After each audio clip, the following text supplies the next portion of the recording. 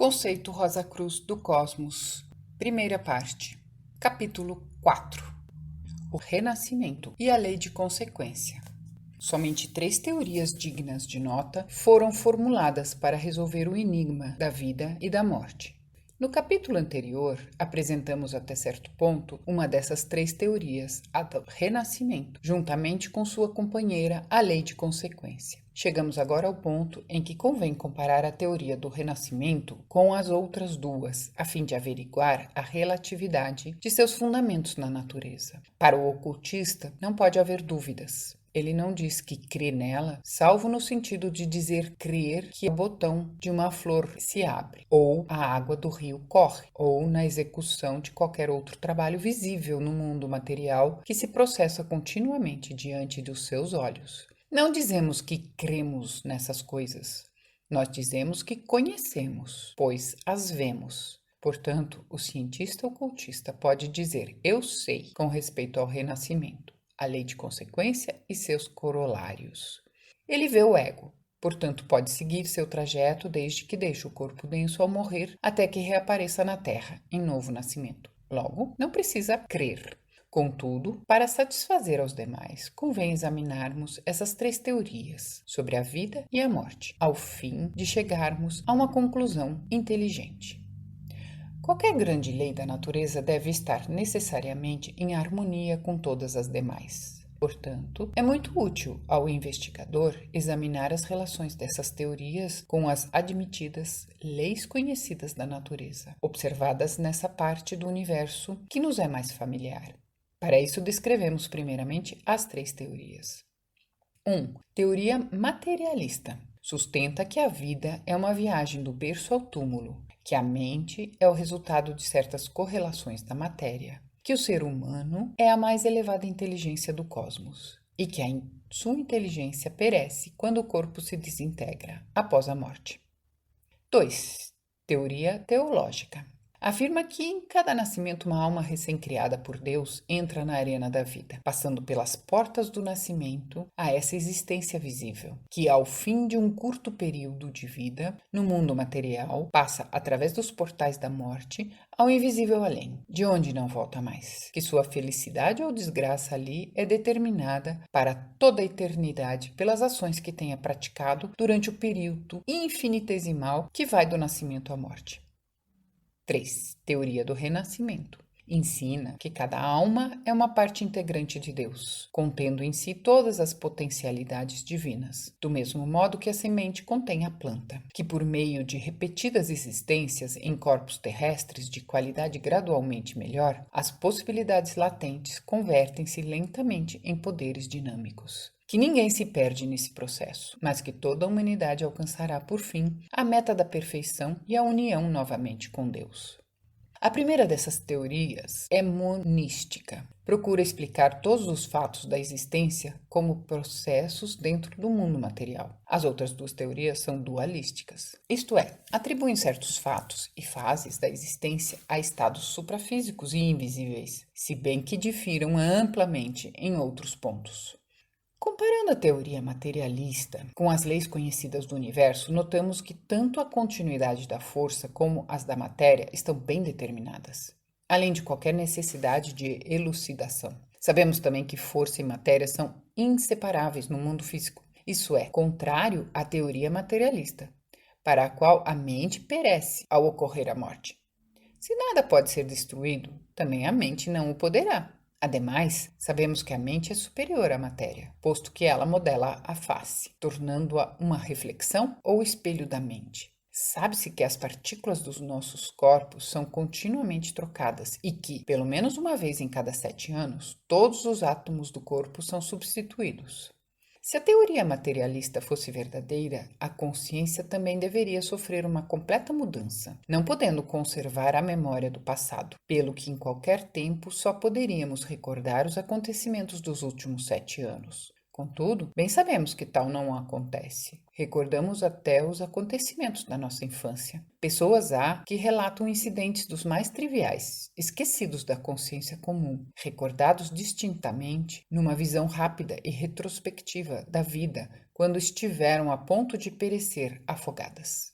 Experiências similares em estado de transe são também muito comuns. O materialismo não pode explicar essas fases de sub- ou supraconsciência, simplesmente as ignora. Contudo, ignorar a existência desses fenômenos, quando a investigação científica moderna os tem comprovado fora de qualquer dúvida, é séria falha numa teoria que proclama poder resolver o maior problema da vida, a vida em si mesma. Podemos, pois, passar tranquilamente da teoria materialista à teoria seguinte, visto ser aquela inadequada à solução do mistério da vida e da morte. Uma das maiores objeções que se faz à doutrina teológica ortodoxa, tal como se apresenta, é sua completa e reconhecida impropriedade. Das miríades de almas que foram criadas e habitam esse globo, desde o princípio da existência, mesmo que esse princípio não vá além dos 6.000 anos, é insignificante o número das que se salvariam. Apenas 144.000? As demais seriam torturadas para sempre. E assim o demônio teria sempre a melhor parte. De modo que até poderíamos dizer como Buda, se Deus permite que tais misérias existam, ele não pode ser bom, e se ele não tem o poder de impedi-las, não pode ser Deus. Nada há na natureza que se pareça a tal método. Criar para, em seguida, destruir o que foi criado. Imagina que Deus deseja a salvação de todos e que é contrário à destruição de qualquer um. Tanto para salvá-los, deu o seu único filho. Assim sendo, esse glorioso plano de salvação falha pela base. Se um transatlântico com 2.000 almas a bordo enviasse um mensageiro sem fio de que estava afundando na saída de St. Hook, poder-se-ia considerar um glorioso plano de salvação enviar em seu socorro apenas um rápido barco a motor, capaz de salvar só 2 ou 3 pessoas? Certamente que não. Pelo contrário, seria considerado um plano de destruição. Não providenciar meios adequados para salvar pelo menos a maioria dos passageiros em perigo. O plano de salvação dos teólogos, porém, é muitíssimo pior do que isso, uma vez que 2 ou 3 em 2.000 é uma proporção imensamente maior do que o plano teológico ortodoxo de salvar unicamente 144.000 dentre todas as miríades de almas criadas. Podemos, pois, sem medo de errar, rejeitar essa teoria também, já que é inexata, porque é irrazoável. Se Deus é onisciente, ele deve ter desenvolvido um plano mais eficaz. E assim ele o fez. O que ficou dito é apenas teoria dos teólogos. Os ensinamentos da Bíblia são, conforme veremos adiante, muito diferentes.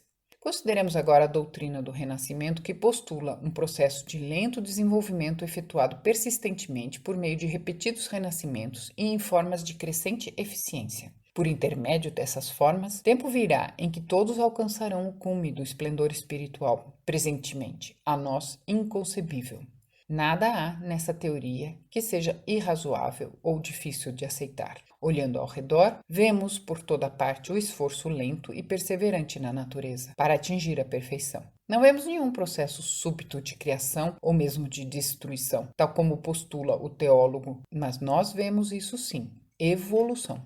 Evolução é a história do progresso do espírito no tempo. Por toda parte, observando os variados fenômenos do universo, vemos que o caminho da evolução é uma espiral. Cada volta da espiral é um ciclo. Cada ciclo funde-se com o seguinte, e, como as espirais são contínuas, cada ciclo é um produto melhorado do precedente e o criador de estados sucessivos de maior desenvolvimento. A linha reta não é mais que a extensão de um ponto, tem apenas uma dimensão no espaço. A teoria materialista e a teológica seriam semelhantes a essa linha. O materialista diz que a linha da vida parte do nascimento e, para ser coerente, termina na hora da morte. O teólogo começa em sua linha com a criação da alma pouco antes do nascimento. Depois da morte, a alma vive indefinidamente, mas seu destino foi determinado de modo irremediável pelos próprios atos no curto período de uns tantos anos. Não pode voltar atrás para corrigir os erros. A linha seguindo, sempre reta, implica numa experiência irrisória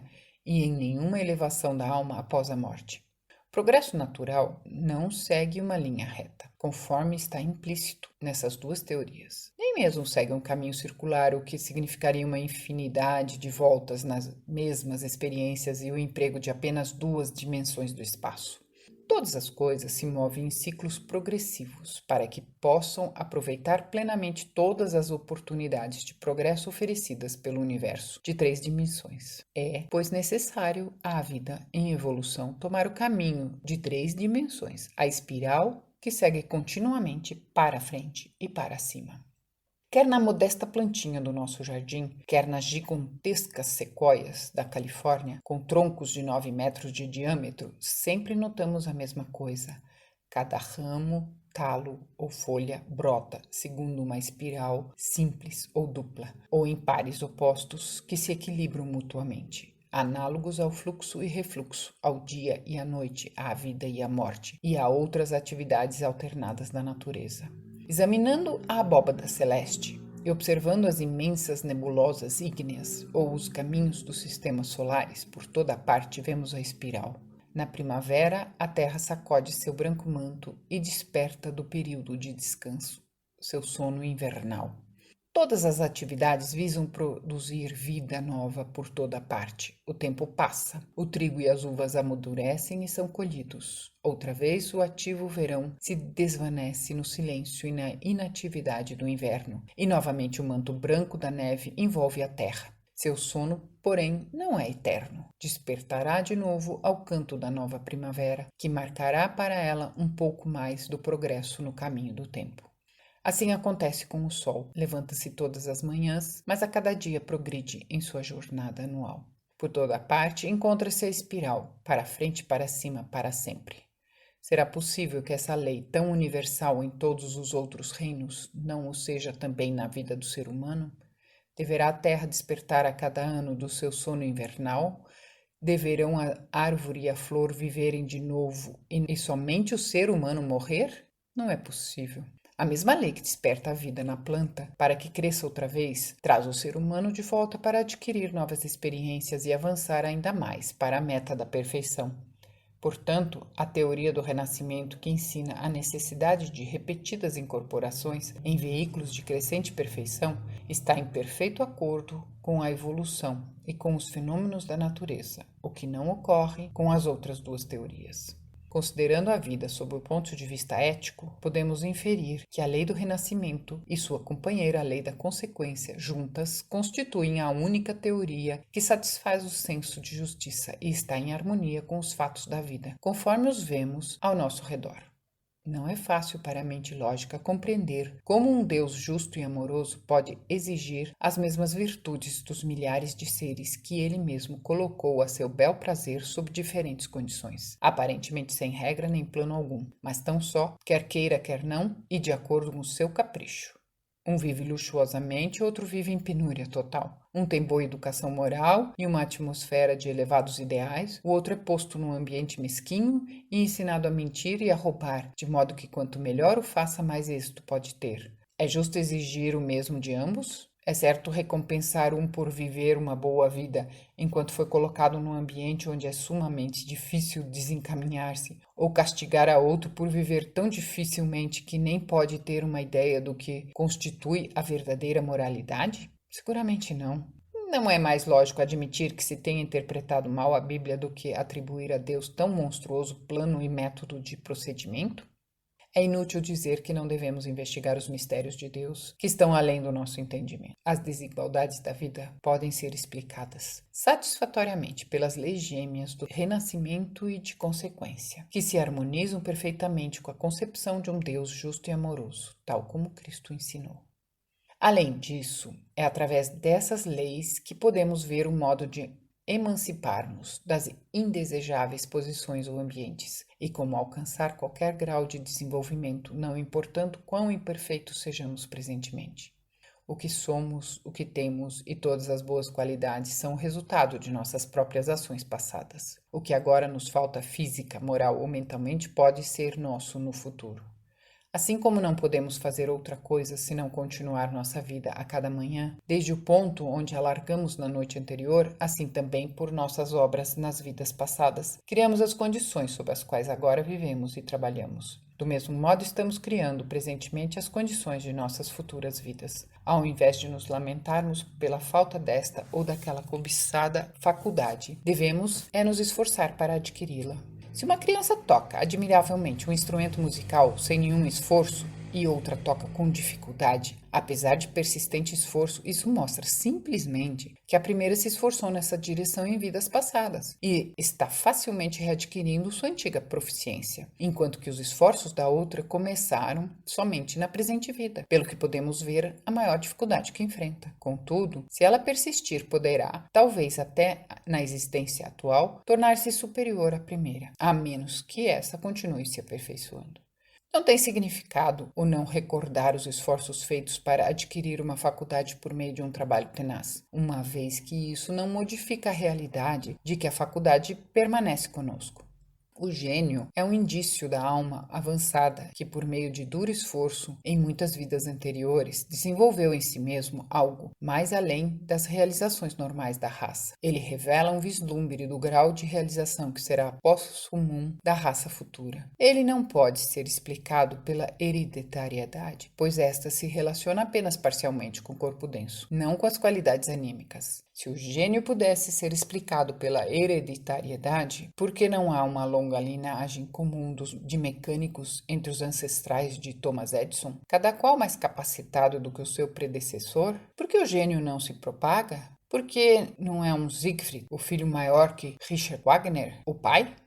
Quando a expressão do gênio depende da posse de órgãos especialmente construídos que requerem longo tempo de desenvolvimento, o ego renasce naturalmente em uma família de egos que tenham trabalhado gerações inteiras para construir organismos semelhantes. Essa é a razão de terem nascido na família de Bach 29 músicos, mais ou menos geniais, durante um período de 250 anos. Que o gênio é uma expressão da alma e não do corpo é demonstrado pelo fato de que essa faculdade não se aperfeiçoou gradativamente, alcançando sua máxima expressão na pessoa de Johann Sebastian Bach. Antes, sua proficiência estava muito acima, não só da de seus antecessores, como dos sucessores. O corpo é simplesmente um instrumento, cujo trabalho depende do ego que o guia, assim como a qualidade de uma melodia depende da habilidade do músico e do timbre do instrumento.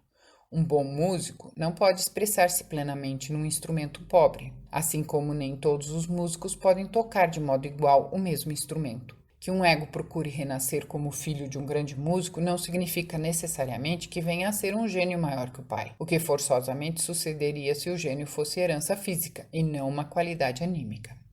A lei de atração explica, de maneira completamente satisfatória, os fatos que atribuímos à hereditariedade. Sabemos que as pessoas de gostos análogos se procuram. Se sabemos que um amigo vive em certa cidade, mas ignoramos o seu endereço, a lei de associação ser-nos a guia natural no esforço para encontrá-lo. Se for músico, estará provavelmente em lugares onde se reúnem os músicos. Se é estudante, procurá-lo-emos nas livrarias, bibliotecas ou salas de leitura. Ou se ele é um esportista, busquemo-lo no hipódromo, nos campos de polo ou nos estádios, etc. Não é provável que o estudante ou o músico habitualmente frequentem os lugares mencionados em último lugar, podendo também afirmar-se que a procura do esportista teria pouco êxito se feita nas livrarias ou salões de música.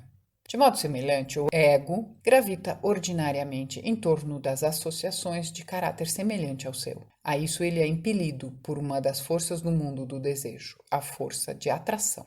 Pode-se objetar, havendo na mesma família pessoas de gostos completamente opostos e até inimigas ferrenhas, é a lei de associação que as reúne ali?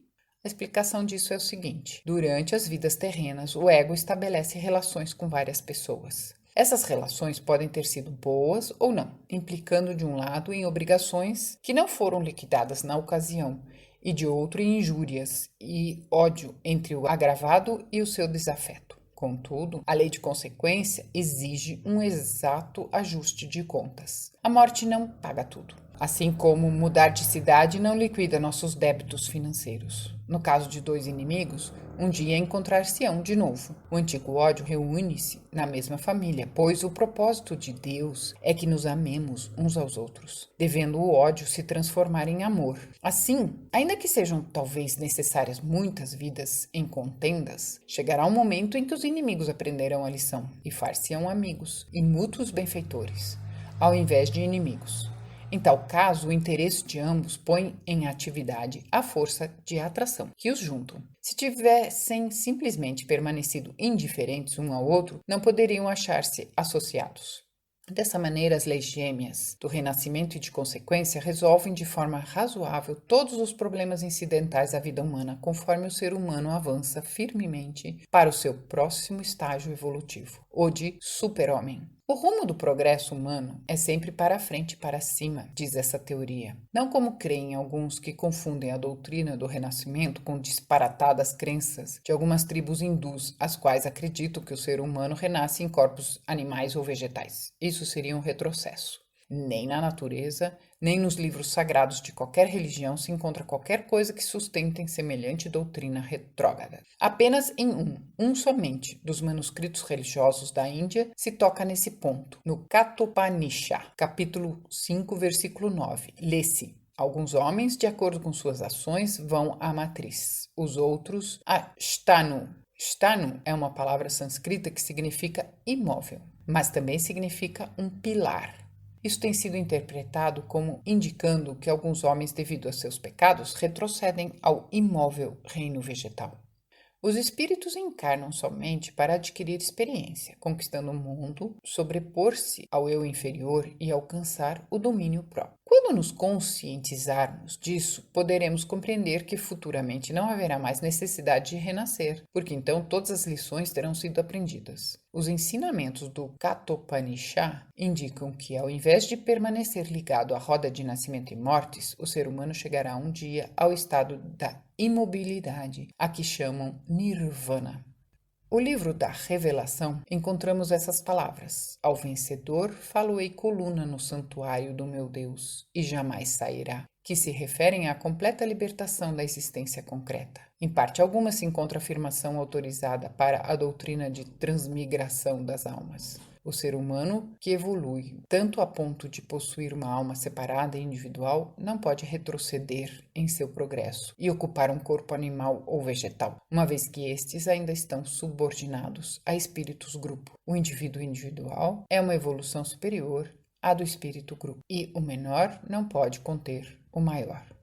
Oliver Wendell Holmes, no seu formosíssimo poema The Chambered Nautilus, concretiza a ideia do constante progresso em veículos cada vez melhores e da final libertação. O Nautilus constrói sua concha espiralada com seções ou compartimentos separados, abandonando constantemente o menor, que já não o comporta, para ocupar o último construído.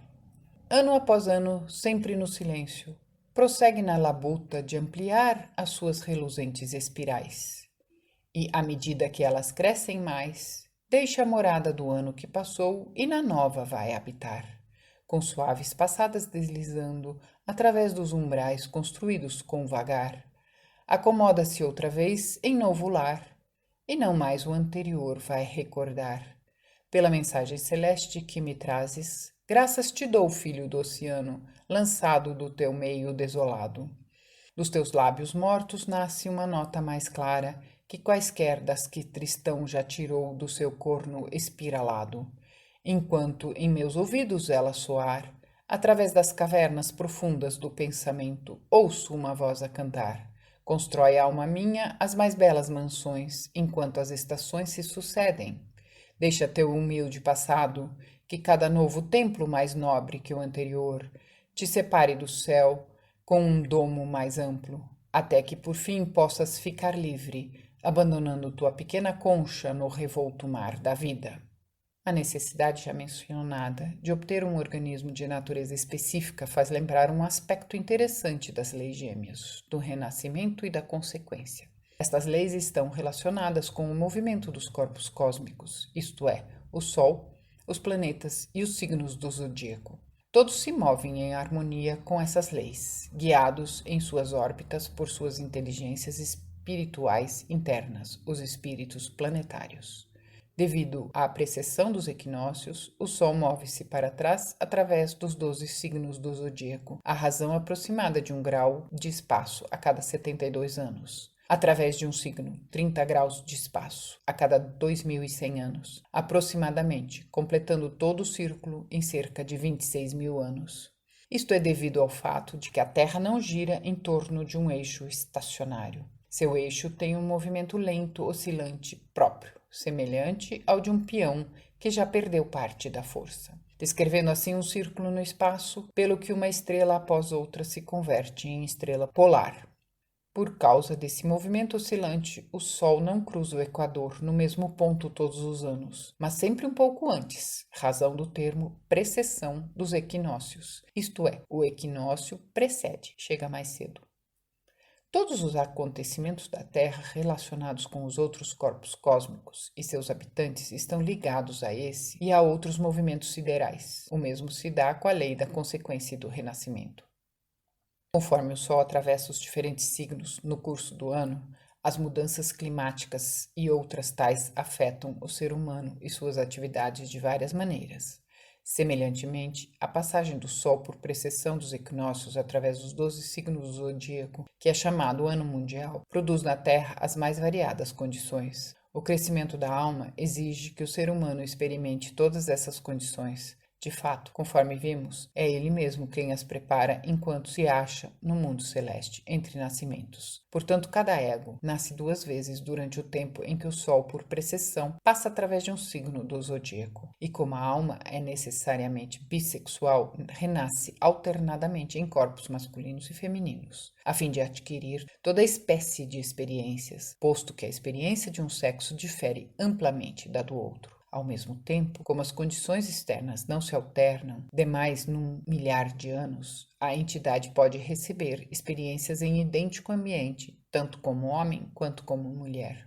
Nestes termos gerais atua a lei do renascimento. Contudo, como não é uma lei cega, está sujeita a frequentes modificações determinadas pelos senhores do destino, os anjos relatores. Exemplo disso é quando um ego precisa de um olho ou de um ouvido muito sensitivo e surge uma oportunidade para proporcionar-lhe o instrumento requerido em uma família com que tenha estabelecido relações prévias. O renascimento do ego em questão pode ser antecipado. O tempo para o renascimento desse ego pode ser antecipado em uns 200 anos em relação ao período médio do renascimento. Os senhores do destino prevêem que, no caso dessa oportunidade não ser aproveitada, o ego poderá gastar de 4 ou 5 centenas de anos além do tempo necessário de permanência no céu antes de aproveitar-se outra oportunidade. Assim, o ego renasce antes do tempo programado, por assim dizer, mas o que vai faltar-lhe de repouso ao terceiro céu ser-lhe-á compensado em outra ocasião. Vemos, portanto, que não somente os que partiram atuam sobre nós desde o mundo celeste, mas também nós atuamos sobre eles, atraindo-os ou repelindo-os. Uma oportunidade favorável de conseguir um instrumento adequado pode atrair um ego ao renascimento. Se nenhum instrumento houvesse em disponibilidade, ele permaneceria mais tempo no céu, de modo que o excesso de tempo ser-lhe-ia deduzido das vidas celestes posteriores. A lei de consequência também age em harmonia com as estrelas. Assim, um ser humano nasce quando as posições dos corpos do sistema solar proporcionam condições necessárias para sua experiência e progresso na escola da vida. Por essa razão, a astrologia é uma ciência absolutamente verdadeira, se bem que o melhor astrólogo pode equivocar-se por ser falível, tanto quanto os demais seres humanos. As estrelas mostram acuradamente e determinado pelos senhores do destino, o tempo exato na vida de um ser humano em que uma dívida deve ser paga. Fugir disso está fora do poder do ser humano. Sim, elas indicam até o dia exato, embora nem sempre estejam capazes de lê-lo corretamente. Dessa impossibilidade de escapar-se daquilo que está escrito nas estrelas, apesar de cientes disso, talvez o mais notável exemplo conhecido pelo autor ocorreu em Los Angeles, Califórnia, em 1906. O conhecido conferencista, Sr. L., recebia aulas de astrologia. Seu próprio horóscopo foi utilizado porque um aluno interessa-se mais pelo seu tema do que pelo de um estranho. Além disso, pôde comprovar mais facilmente a exatidão da interpretação de alguns pontos do mesmo. O horóscopo revelou uma propensão a sofrer acidentes.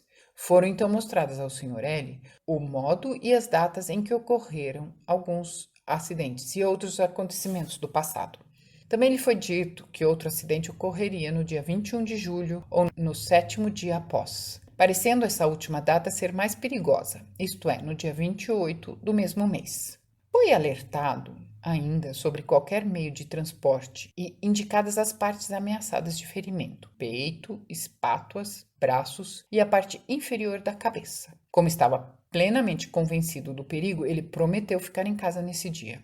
O autor foi, por aquele tempo, ao norte de Seattle e, uns poucos dias antes da data crítica, escreveu ao Sr. L, prevenindo-o novamente. O Sr. L respondeu que haveria de lembrar-se da recomendação e teria cuidado. A seguinte comunicação sobre o caso veio a um amigo comum. No dia 28 de julho, o Sr. L fora a Sierra Madre, num bonde, o qual se chocou com um trem. O Sr. L sofreu exatamente os ferimentos previstos e mais um que não lhe fora anunciado: o seccionamento de um tendão da perna esquerda.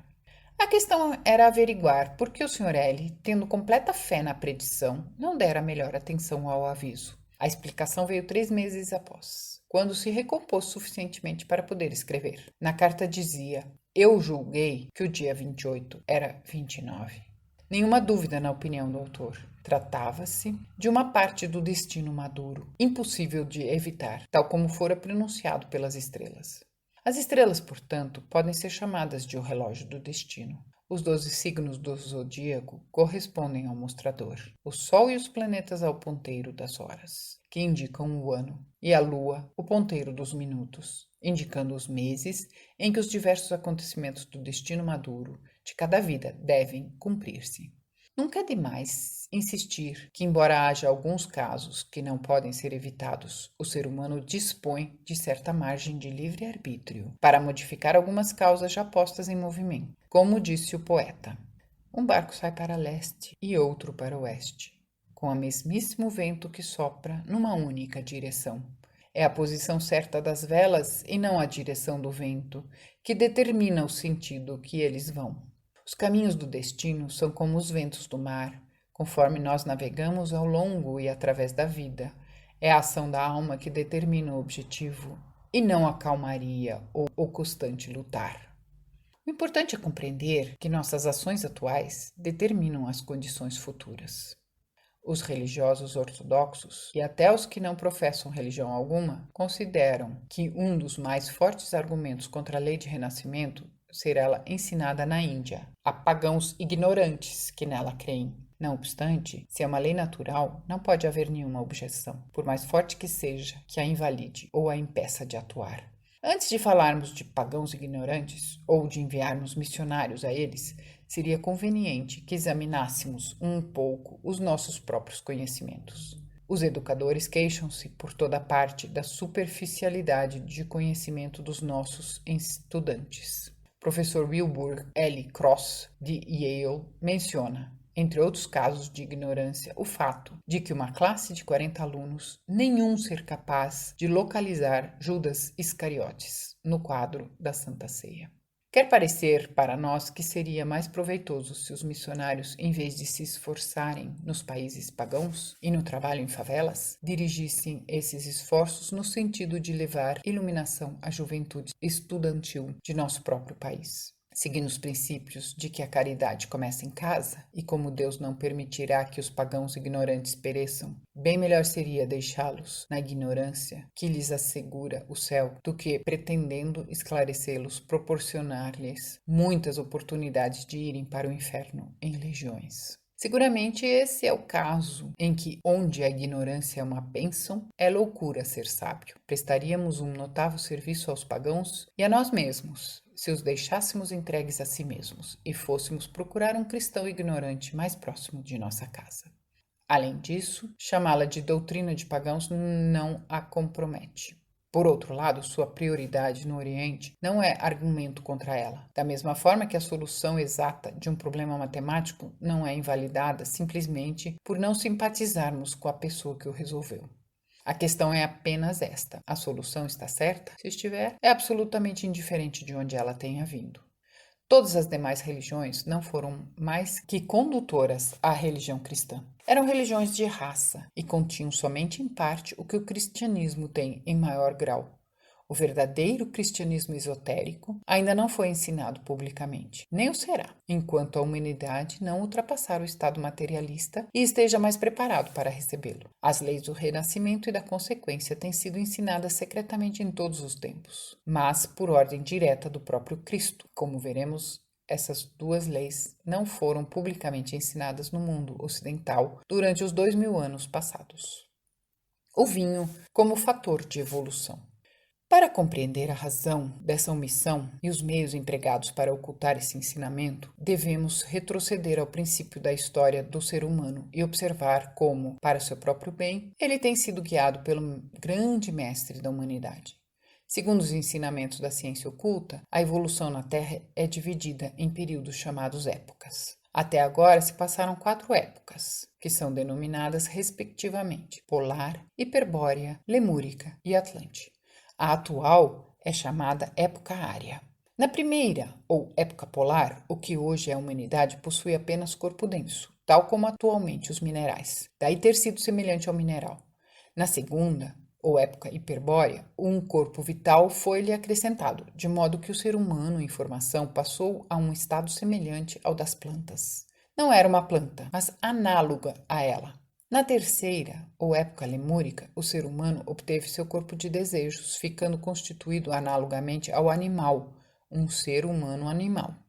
Na quarta, ou época atlante, recebeu a mente, e agora, no que concerne aos seus princípios, sobe ao palco da vida física, como ser humano.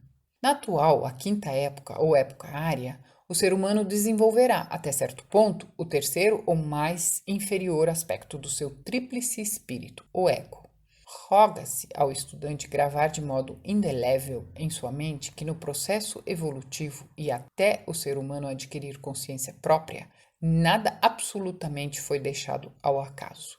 Após obter autoconsciência, há uma determinada margem para o exercício da vontade humana própria e individual que o capacita a desenvolver seus poderes divinos e espirituais. Os grandes líderes da humanidade a tudo consideraram, inclusive o alimento do ser humano, pois isso tem muito a ver com o seu desenvolvimento. Dizei-me o que comes e dir-te-eis quem és. Não é um ditado absurdo, mas uma grande verdade na natureza. O ser humano da primeira época era etéreo. Isso em nada contradiz a afirmação de que era análogo ao mineral, pois todos os gases são minerais. A terra era inconsistente. Não se havia solidificado ainda. Na Bíblia, o ser humano chama-se Adão e se diz que foi feito de terra. Caim é descrito como um agricultor. Ele simboliza o ser humano da segunda época e tinha um corpo vital, análogo ao das plantas que o sustentavam. Na terceira época, o alimento era obtido de animais viventes para suplementar o antigo alimento vegetal. O leite foi o meio utilizado para desenvolver o corpo de desejos, o que tornou a humanidade daquele tempo análogo ao animal. Esse é o significado da frase bíblica. Abel era um pastor. Contudo, em parte alguma, se diz que ele matava animais. Na quarta época, o ser humano evoluiu, além do estado animal, tinha mente. A atividade do pensamento esgota as células nervosas, mata, destrói e leva à decomposição. Por isso, o alimento do Atlante era, por analogia, constituído de cadáveres. Matava para comer, razão pela qual a Bíblia diz que Nimrod era um caçador poderoso. Nimrod representa o ser humano da quarta época. Nesse meio tempo, o ser humano desceu mais profundamente na matéria. Seu primeiro corpo etéreo formou o esqueleto interno, que se tornou sólido. Perdeu também gradativamente a visão espiritual que possuía nas épocas anteriores, pois assim estava determinado. Isso é, ele estava destinado a recuperá-la num estágio superior, mas a consciência própria que até então não possuía.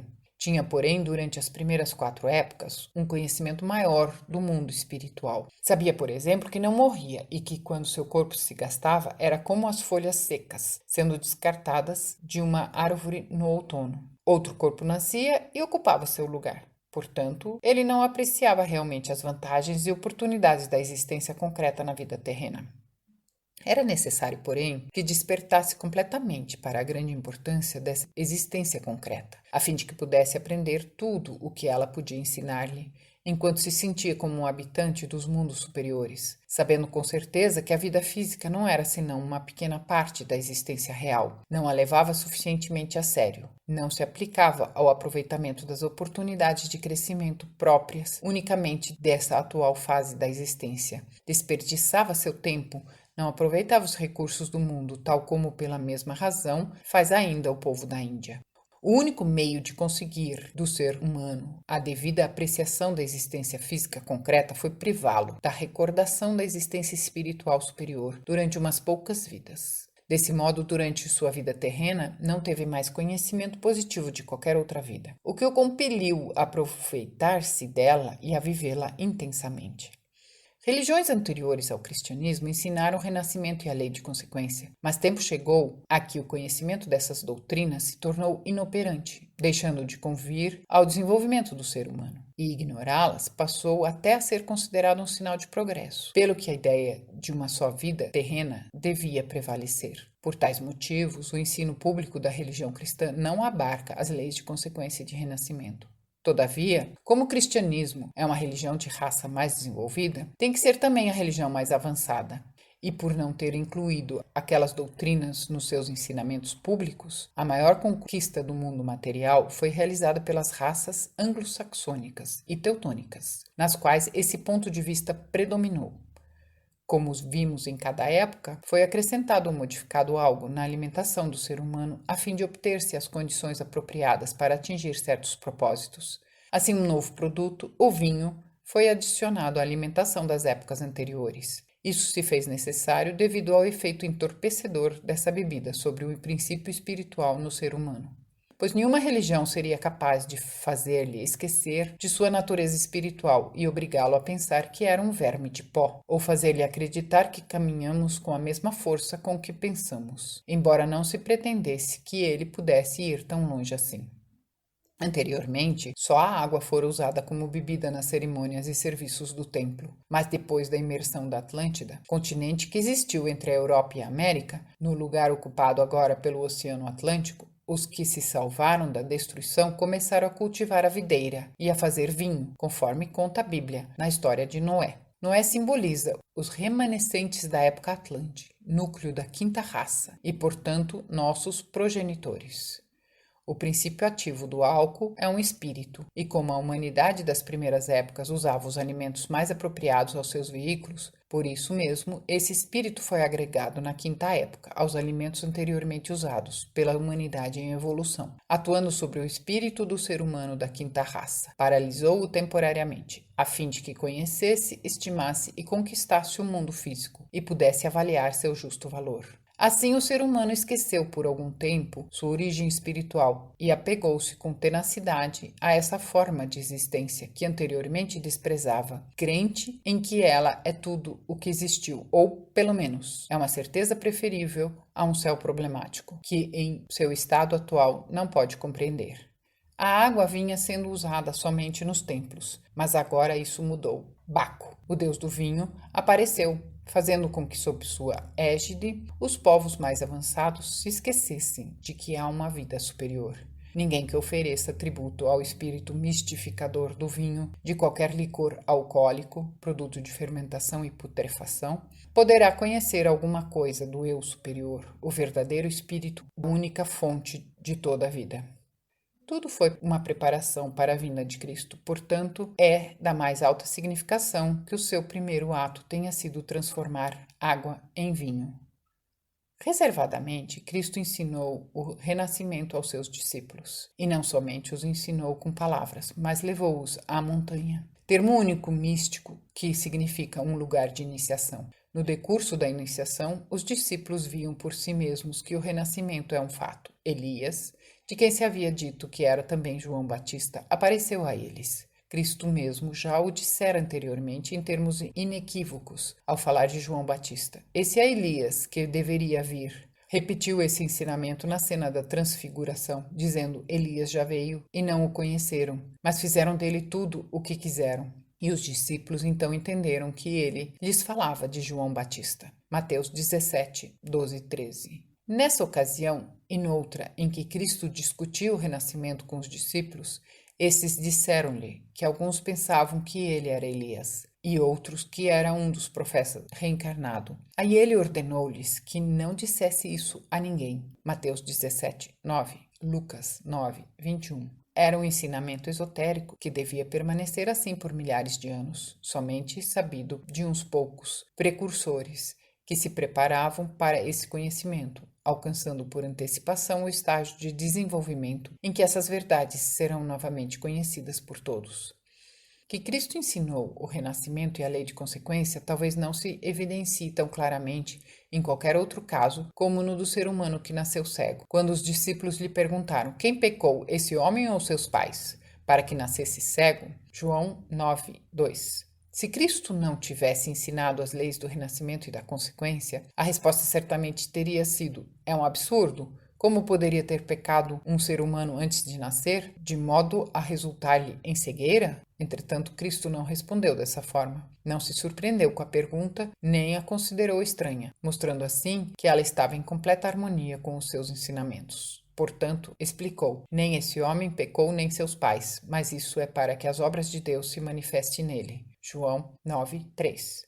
A interpretação ortodoxa diz que o ser humano nasceu cego para que Cristo tivesse uma oportunidade de realizar um milagre, mostrando seu poder. Estranha e caprichosa maneira essa de Deus obter glória, condenando um ser humano a muitos anos de cegueira e a miséria para no futuro mostrar seu poder. Consideraríamos o ser humano que agisse de tal modo um monstro de crueldade.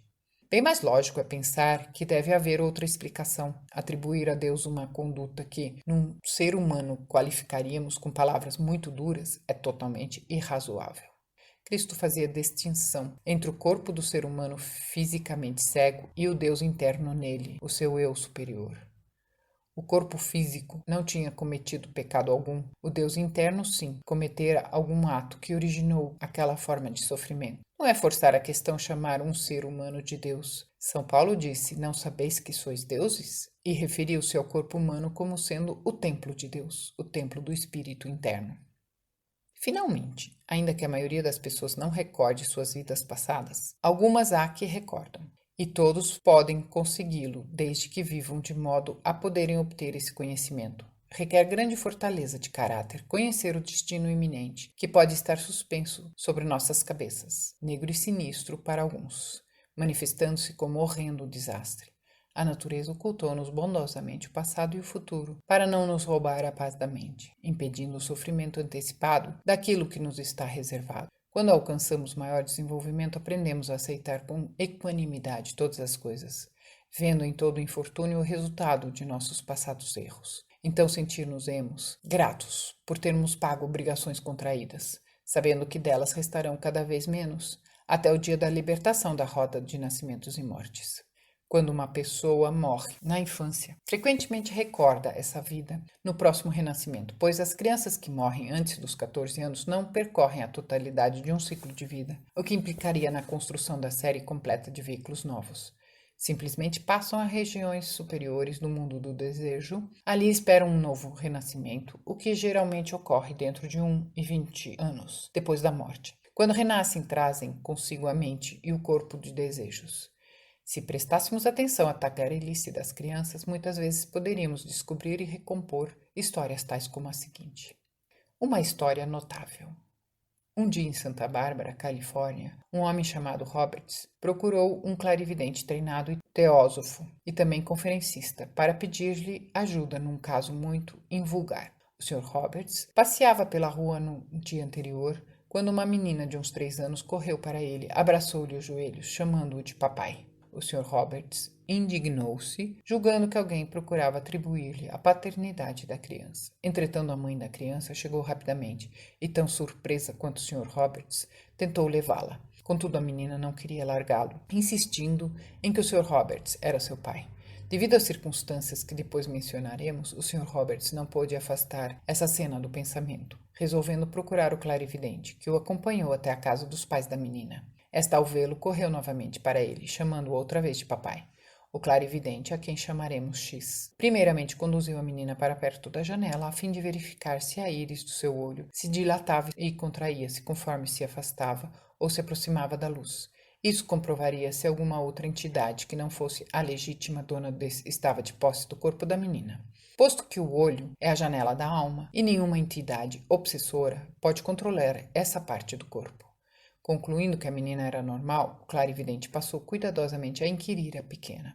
Depois de paciente trabalho efetuado durante a tarde e com intermitência para não a cansar, eis que ela contou. Vivera com o seu pai, o Sr. Roberts, e outra mamãe numa casinha solitária, de onde não se via nenhuma outra casa. Próximo havia um riacho e cuja margem cresciam algumas flores.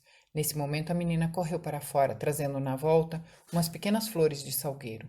E havia uma tábua sobre esse riacho, tendo sido advertida para não cruzá-lo, pois havia o perigo de cair nele. Um dia o pai abandonou-as, e ela e a mãe para não mais voltar. Quando acabaram os alimentos, sua mãe deitou-se na cama, onde ficou muito quieta. Por fim, disse singularmente: Então eu também morri. Mas não morri, eu vim para cá. Era a vez do Sr. Roberts contar sua história. Há 18 anos vivera em Londres, onde o pai era cervejeiro. Apaixonando-se pela jovem criada da casa, o pai opôs-se, mas ele casou e fugiu com ela para a Austrália. Ali, rumaram para o campo, construíram uma pequena granja e edificaram uma casinha junto a um riacho, exatamente como dissera a menina. Então eles tiveram uma filha. Um dia, quando esta tinha perto de 2 anos, o pai saiu cedo com destino a uma clareira algo distante da casa. Ali, um ser humano armado deu-lhe voz de prisão, alegando que ele fora o autor do roubo de um barco justamente na noite em que deixara a Inglaterra. O Sr. Roberts pediu, então, que lhe fosse permitido ver sua mulher e filhinha. O guarda recusou, julgando tratar-se de uma armadilha para fazê-lo cair nas mãos dos confederados, e obrigou-o, de arma apontada, a caminhar até a costa. Dali foi enviado à Inglaterra e submetido a julgamento, quando pôde provar sua inocência.